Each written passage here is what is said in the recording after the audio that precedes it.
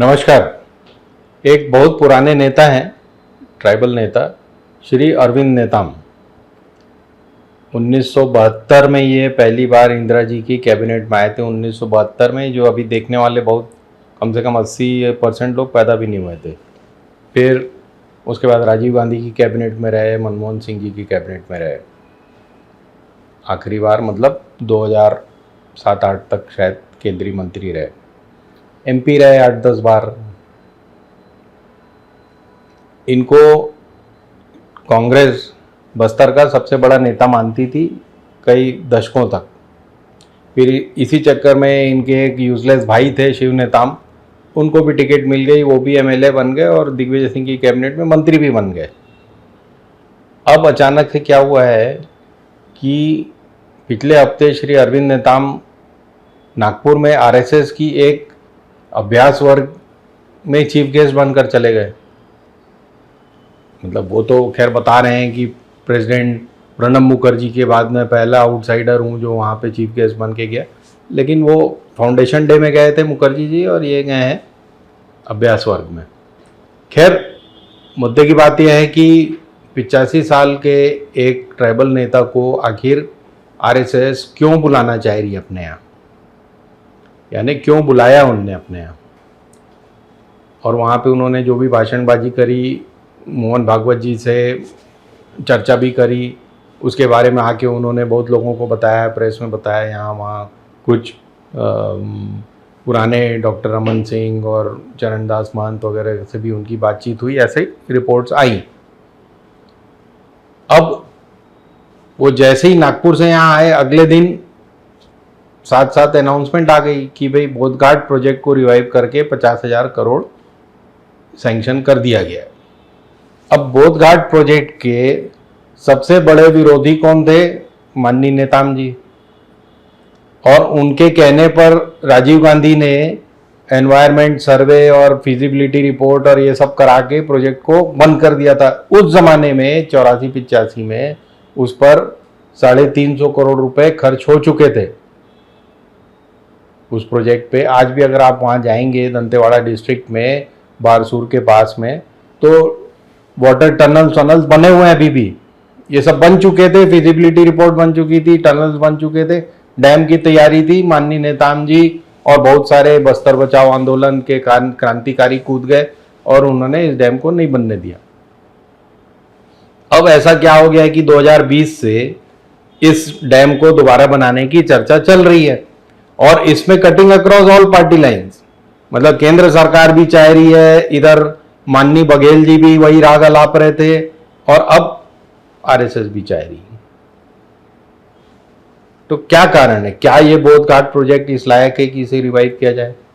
इसकी जो पहली फिजिबिलिटी रिपोर्ट बनी थी और आज भी उसमें जो 2020 में जब कहा जाता है कि रिवाइव करेंगे, तो फिजिबिलिटी रिपोर्ट, डीपीआर ये वो बनना शुरू होती है। ये फर्स्ट स्टेप होता है।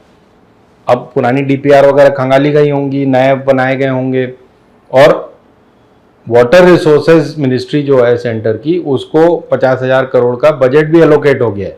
पहले शायद 20-22 हज़ार करोड़ का हुआ था, अब शायद 50,000 करोड़ का बढ़ाकर दे दिया गया। तो इसमें नेताम जी की क्या जरूरत है? नेताम जी की उतनी ही जरूरत है जितनी कि उनका कद रह गया आजकल। कद इसलिए कम हो गया नेताम जी का कि पहले कांग्रेस में बहुत साल उन्होंने मसाला डोसा खाया, उसके बाद वो चले गए बीएसपी में। वहाँ पर जैसे मैं कुर्सी में बैठा हूँ ऐसे मायावती जी कुर्सी में बैठती थी और वो खड़े रहते थे बगल में या स्टेज में बैठते थे, क्योंकि कुर्सी एक ही लगती थी बहन जी के लिए।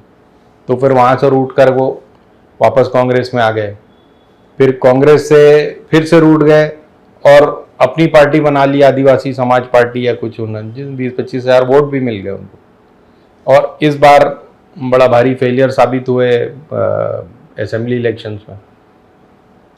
ये 20-25 हज़ार वोट बाई इलेक्शन में मिले थे। तो अब नेताम जी की क्या जरूरत पड़ गई आरएसएस को? अब आरएसएस के थिंकर्स का कहना है कि भाई जो भी 2, 4, 5, 10% जो भी लोगों को ये या इनके पीछे जो इनसे इन्फ्लुएंस हो सकते हैं, उनको साथ लेकर हमें चलने में क्या अर्ज है? हम तो कांग्रेस का ही वोट बैंक कम करेंगे ना। और दूसरी बात, हमेशा की तरह कन्वर्जन का झंडा तो है ही है। अब 15 साल भाजपा का रूल रहा है यहाँ पे, 5 साल अभी सिर्फ बघेल राज रहा, जिसमें कि उठपटांग कुछ भी काम होते रहे, काम का कोई भी काम बस्तर में नहीं हुआ कम से कम। तो वो 15 साल में अगर आप कन्वर्जन नहीं रोक पाए, तो अब ये नेताम जी को लाकर आप कन्वर्जन की बातें करके क्या रोकने वाले हो? या ऐसा क्या कन्वर्जन हो गया कि वनवासी कल्याण आश्रम इतने सालों की सरकारी मदद के बावजूद नहीं रोक पाया? नक्सलाइट्स का कोई इंटरेस्ट नहीं है कन्वर्जन इधर वे, आप इधर जाएं या उधर जाएं। तो अब ये मामला बड़ा इंटरेस्टिंग हो गया है बोध घाट प्रोजेक्ट को लेकर। कैसे फिजिबिलिटी रिपोर्ट बनेगी, डीपीआर बनेगी, अब ये प्रोजेक्ट चालू होगा, 350 मेगावाट का प्रोजेक्ट बनेगा। हाइडल प्रोजेक्ट दुनिया में अब बहुत कम बनते हैं क्योंकि इनकी यूटिलिटी खत्म हो चुकी है, और बन भी रहे हैं तो बहुत बड़े, मतलब सोंगपो रिवर पे और ये चाइना वाइना उस तरह के वो जो बना रहे हैं दुनिया के सबसे हाईएस्ट और सबसे बड़े, और सब 5-5-2-2 हज़ार मेगावाट की। 360 मेगावाट से कोई खास बड़ी बात नहीं होने वाली। लेकिन बघेल महाराज क्या कह रहे थे जब वो 2020 में सेंटर की योजना आई, तो कहने लगे कि साहब बोध घाट प्रोजेक्ट से 3.5 लाख हेक्टेयर जमीन पर हम कैनाल थे, इंद्रावती का पानी रोका जाएगा, उस कैनाल से हम सिंचाई की व्यवस्था कर पाएंगे। ऐसा सेंटर का भी मत था। लेकिन पूर्व सीएम डॉक्टर रमन सिंह का कहना था कि ये अनवायबल है, क्योंकि 3 बड़े पहाड़ काटकर आपको रास्ता बनाना पड़ेगा, तो वो अनवायबल हो जाएगा, और इतना बस्तर में इतने इरिगेशन की जरूरत नहीं है, और इसको बनने में 20 साल लगेंगे। खैर डॉक्टर साहब आप चुप हैं, बातें कर रहे हैं अब अरविंद नेताम, जो कि ओरिजिनली बोध घाट के विरोध में इन्होंने सब बातें उठाई थी, सारी बातें कि मतलब आदिवासियों का विनाश हो जाएगा, आदिवासी संस्थाओं का क्या होगा, आदिवासियों की देवी देवताओं का क्या होगा, आदिवासियों के ट्रेडिशन और कल्चर और सब दुनिया भर की बातें इन्हीं नेताम जी ने करी थी। अब वो कह रहे हैं कि भाई नए परिप्रेक्ष्य में देखना पड़ेगा, और देखना पड़ेगा रिपोर्ट क्या कहती है, और ये कमाल है जी। उनकी उम्र बढ़ते गई और इधर रिपोर्ट बदल जाएगी। तो बड़े इंटरेस्टिंग काम हो रहे हैं बस्तर में।